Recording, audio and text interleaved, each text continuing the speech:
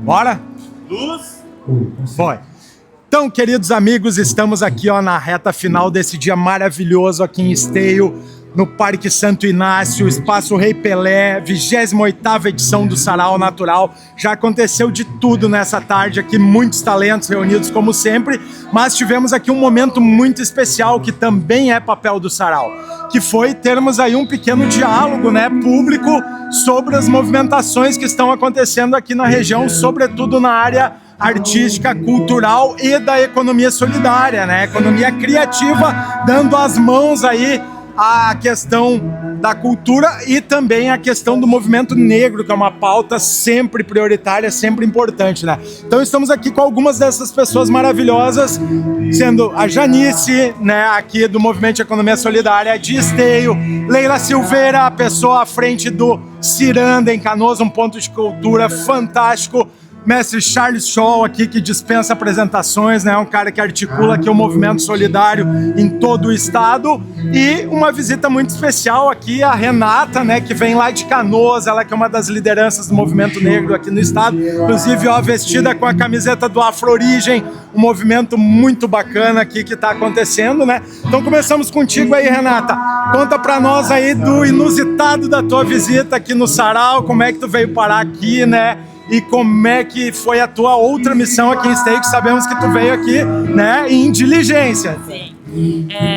Eu trabalho, as pautas raciais já há muitos anos, movimento negro, Estou participando de conferências municipais de igualdade racial já em todo o estado. Amanhã eu vim de Alvorada direto para cá e amanhã a gente vai para Tramandaí, para pegar as demandas, também está contribuindo com as propostas do município para a promoção de igualdade racial. Então o Instituto, ele trabalha também a pauta indígena, e o nosso Instituto o diferencial dele é trabalhar, unir os povos indígenas e povo negro, como lá atrás, no tempo que agora tudo a gente trabalha também a reparação.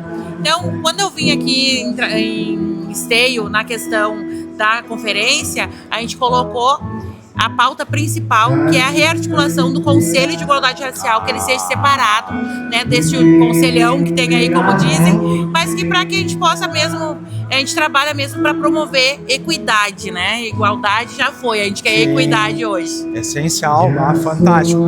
Mestre Charles, tu que anda enlouquecido aí pelo estado, tá mais difícil falar com esse cidadão aqui do que com o governador Eduardo Leite, Conta um pouquinho aí pro nosso espectador dessas andanças aí, estamos tendo avanços significativos aí na pauta da economia popular e solidária? Sim, eu acho que assim, olha, principalmente eu acho que é legal falar aqui nesse espaço do Sarau Natural, que é um espaço de inclusão, é um espaço que reconhece os perfis que não se adequam àquela forma que acaba de alguma forma promovendo sempre os mesmos artistas, etc. Nesse espaço de inclusão, o Rio Grande do Sul agora tem uma plataforma nova, isso é uma novidade.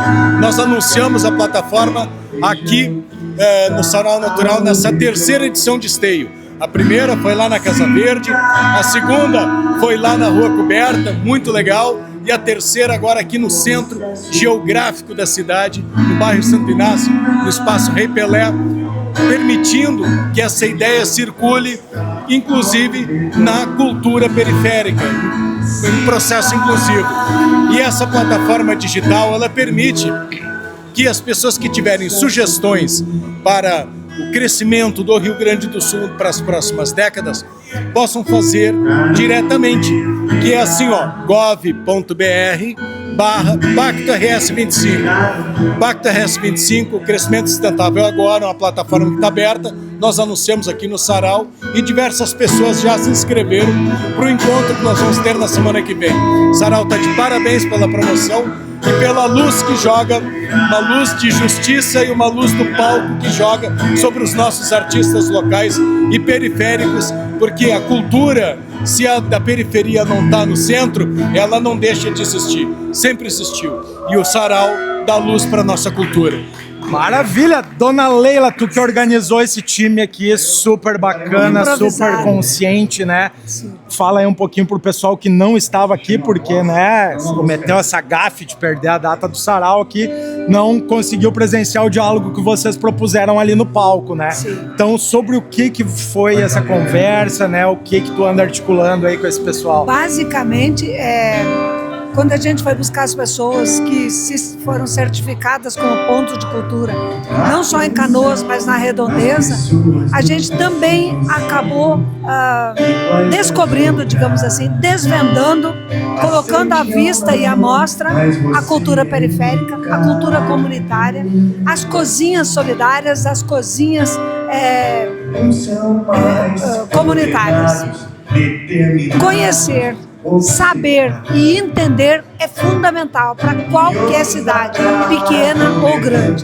Canoas é uma grande potência, mas a gente precisa de mais visibilidade.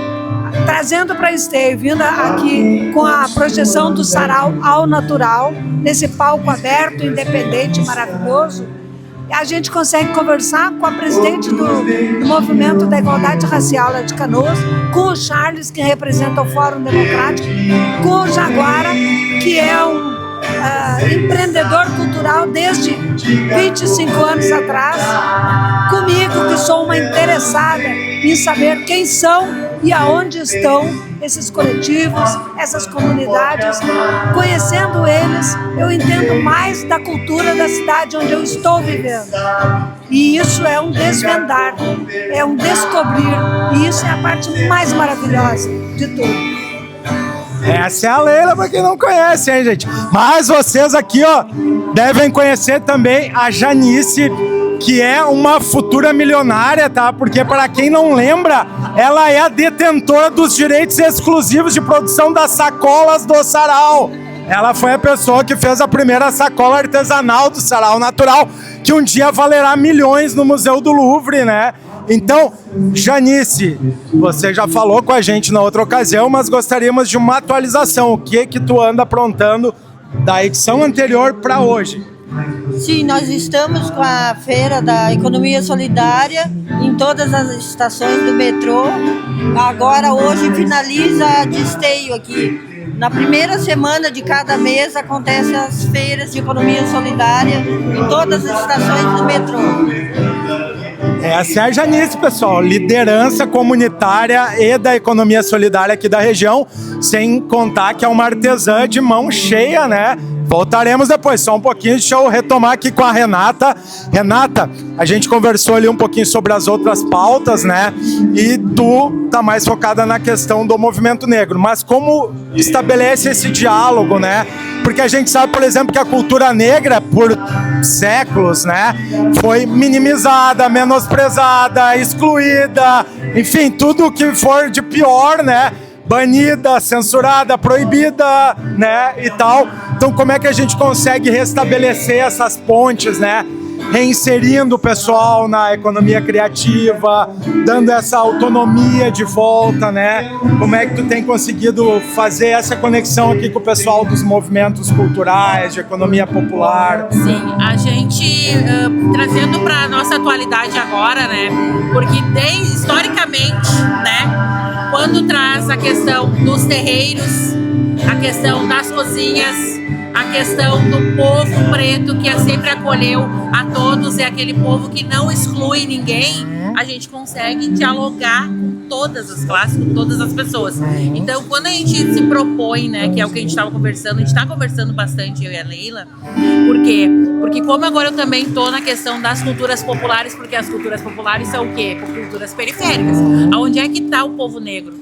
Nas periferias. Então a gente tem que estar nesses espaços também. E esses espaços são espaços de conexão, né? O que a gente busca é isso. A gente busca essa conexão para estar levando tanto a nossa cultura, né, quanto também está trazendo outras culturas para dentro, porque tudo fala sobre nós, independente do espaço onde nós estejamos. Sim. Né? Porque tem CTG negro lá na fronteira, tem CTG negro em Santana do Livramento, né? Então, quer dizer, nós estamos... Cada território tem a sua especificidade. Então cada território tem. Daqui a pouco tem ali na região central, tem muito forte a questão do movimento hip hop com a população negra, porque a gente sabe que também tem pessoas não negras, mas é isso, é integração e conexão. A gente não quer tirar o lugar de ninguém, a gente quer o que é nosso. Sim. Sempre foi. Claro. E só que o que a gente também quer é que as pessoas entendam que a nossa busca é de equidade, de verdade, como eu te falei da outra vez. Porque a mesma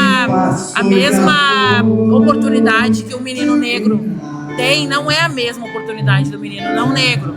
Então, mesmo sendo uma pessoa periférica, igualmente, se é uma pessoa negra, tem menos acessos e oportunidades. Então, é sobre isso. A gente poder estar junto, estar levando essa fala do nosso povo, para que as pessoas queiram também saber um pouco mais da nossa história. A gente está com um projeto, a Afrorid está com um projeto que a gente vai lançar da Escola Aberta. A Escola Aberta é levar lá, aqui no chão da periferia, levar na rua o que as escolas não contam, que é a diáspora da forma que ela é, trazendo livros que foram censurados também, né? Tem livros históricos, que a gente tem um indígena, o Ludwig, que ele é um chileno, e ele faz esse trabalho conosco no Falas Negras, que é um quilombo virtual que a gente está direto ali levando o canal de denúncias também. Eu acho muito legal iniciativas como, por exemplo, a Afrolatinas, que inclusive eu fiz curso já, né? Nossa. Que tem esse foco, então, no conhecimento negro, né?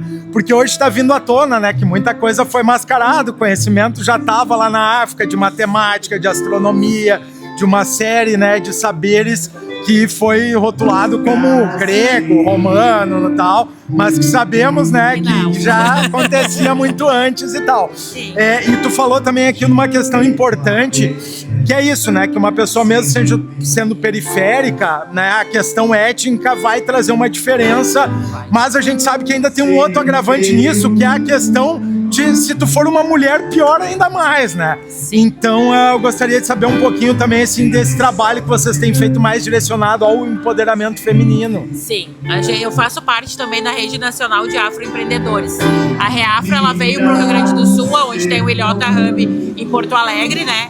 E também a partir da cooperativa Jambô, a gente faz um trabalho bem forte de cooperativismo e afroempreendedorismo mesmo, na base também, na vila lá, porque a gente sabe que as mulheres negras, além de elas serem a maior parte que sofrem a violência, a maior parte de mulheres mães solo ou mulheres de presos ali, né, também tem essa questão ainda agravante. Então, nós, quanto mulheres negras, a gente sempre tem que estar... não que a gente precise provar algo, né? Mas a gente precisa também ensinar essas mulheres que elas podem, né? Então, quando a mulher negra ela está atrás do homem branco, da mulher branca e do homem negro, a mulher negra ela está lá embaixo, né? Então, esse trabalho que a gente faz de estar chamando as mulheres para o movimento negro, para o movimento também falando sobre desenvolvimento econômico. A gente vai promover agora, dia 2 de agosto, tu é convidado, uma conferência livre direcionada para mulheres negras, lá na Guajuviras, lá na escola de samba. Então, quando eu percebi que as conferências, tanto municipais quanto as conferências livres, nenhuma era direcionada para mulher preta, eu disse, não, peraí, vamos fazer uma conferência nossa. Não. E a diferença na prática a gente está vendo aqui ao lado, ó, Rodrigo, pode mostrar ali, ó, a Grazi, com quem a gente conversou agora há pouco, né, demonstrando então, né, o quanto essa questão de se apropriar do conhecimento, de ter acesso a esses movimentos, de estar dialogando com uma rede, fortalece, como ela própria nos narrou, né, então vemos ali, ó, uma mulher negra empreendendo, acreditando no próprio talento, né? É isso que esperamos que esses movimentos gerem, né? As pessoas não precisam ter medo disso, né? Simplesmente queremos isso, mulheres livres, empoderadas, acreditando no seu trabalho e conquistando seu espaço, né? Isso, a gente quer que o olhar seja diferente, porque nós não somos todos iguais, né? O que eu quero te passar é que quando a gente começa a trabalhar a autoestima dessas mulheres, a gente começa a transformar. Como diz a Angela Davis, quando uma mulher negra se movimenta, toda a estrutura da sociedade se movimenta junto com É ela. o que eu ia dizer, porque, né? Claro. Então é sobre porque isso. se olhar por trás de tudo tá a mulher, não adianta, né? Como a gente viu aí, pandemia, enchente e tal. Quem é que organiza a cozinha comunitária? Quem é que organiza acolhimento? Quem é que organiza espaço para pet? São as mulheres, não adianta, né? As mulheres em Canoas, eu coordenei o segundo abrigo mais populoso de Canoas, com 40 e poucos voluntários, e passou lá mais de 1.200 famílias. Eu que fui brigar com a diretora da escola porque eu queria transformar a sala de aula em quartos para idoso, para famílias que tivessem autistas, para mulheres mães solo, porque a gente tinha que dividir o espaço todo de um ginásio com todo mundo, com pessoas que a gente não conhece, elas também com crianças pequenas, com meninas, com mocinhas ali. Então eu fui aquela mesmo que o coordenador que era da gestão lá da prefeitura, tu não pode fazer, não, eu posso sim, como é que a gente vai deixar o pessoal lá? Como é que a gente vai deixar os idosos lá? A gente precisa de mais colchões, a gente precisa de alimentação lá, que tem uma pessoa lá que é acamada, a gente organizou, daí comecei a puxar as mulheres, né, as mulheres que também são, né, de frente. Eu disse, não, a gente vai ter que formar um movimento aqui para que a gente convença que nós estamos pensando para todos, pensando para todas as pessoas, né? Porque quando a gente vem, a gente sabe o que aconteceu dentro dos abrigos, então a gente começa a se preocupar. Por quê? Porque eu tenho a minha casa. E eu abandonei a minha casa. 40 dias. Eu saía de casa às 6 da manhã e 2 horas da manhã eu voltava. Nossa. E ainda acolhi casas acolhedoras, casas com 20 pessoas, com 3 a mais. Na quadra da minha mãe, no final do Guajiras, tinha 160 pessoas acolhidas, porque não tinha mais lugar em abrigo nenhum. Nas garagens, os vizinhos, a minha mãe com pessoas que ela nunca nem viu. E aí a gente fazia esse trabalho, ó, vamos fazer comida aqui, mãe. Minha mãe é de terreiro, né? Fazer comida aqui, a gente faz aí pra quadra, que eu vou conseguir a doação lá na Tecnopug, que também tinha um polo lá. Então, cara, as mulheres, elas tomaram conta. Sempre, sempre. Bom, parabéns então, tu é uma guerreira, tu é uma liderança aí. Deixar o convite pra ti então, Renata, que assim, ó, o Sarau também tem uma outra vertente dele, que é o Sarau Griot, tá? A gente vai ter uma edição lá no espaço que é um terreiro, Centro Cultural Marlene Chaves, em Viamão, em setembro. Lá agora a gente conseguiu tornar lá um ponto de cultura, né, reconhecido. Então vai ser um evento fantástico focado só na cultura afro mesmo, né? E teremos aí outras edições nessa linha, então fica o convite já, tá? E Obrigada. Parabéns por toda essa organização, e precisamos de mais pessoas como tu aí na linha de frente. Obrigada. Obrigadão. Feito, seu Rodrigo.